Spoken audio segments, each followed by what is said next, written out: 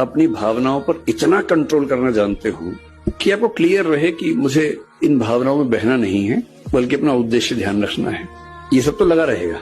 और जब आप लोग जीवन में है तो निंदाएं तो होती हैं, आलोचनाएं होती हैं, झेलनी पड़ेंगी, आदत डालनी पड़ेगी। और या फिर हम तुलसीदास जी की तरह इस बात पर सीधे आ जाएं, हानि लाभ जीवन मरण जस अपजस विधि हाथ, कि हानि होगी या लाभ होगा, जिएंगे या मरेंगे, यश होगा या अपयश होगा, ये नियति के हाथ में है, मेरे हाथ में नहीं है। तो अपयश हो रहा है तो हो रहा है, कभी यश भी हो जाएगा, ऐसा क्या है। पर ये कहना बड़ा आसान है, इसको जीना बहुत मुश्किल है। कहना तो बहुत आसान है, मैंने कहा, आपने सुना, तालियां बज गई, मजा आ गया। और जब अपयश होता है ना, तब ये याद नहीं आता है।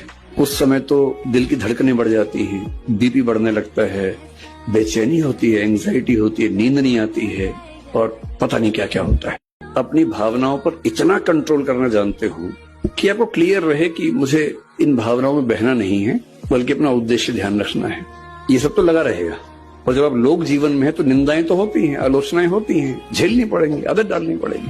और या फिर हम तुलसीदास जी की तरह इस बात पर सीधे आ जाएं, हानि लाभ जीवन मरण जस अपजस विधि हाथ, कि हानि होगी या लाभ होगा, जिएंगे या मरेंगे, यश होगा या अपयश होगा, ये नियति के हाथ में है, मेरे हाथ में नहीं है। तो अपयश हो रहा है तो हो रहा है, कभी यश भी हो जाएगा, ऐसा क्या है। पर ये कहना बड़ा आसान है, इसको जीना बहुत मुश्किल है। कहना तो बहुत आसान है, मैंने कहा, आपने सुना, तालियां बज गई, मजा आ गया। और जब अपयश होता है ना, तब ये याद नहीं आता है। उस समय तो दिल की धड़कनें बढ़ जाती हैं, बीपी बढ़ने लगता है, बेचैनी होती है, एंग्जाइटी होती है, नींद नहीं आती है, और पता नहीं क्या क्या होता है।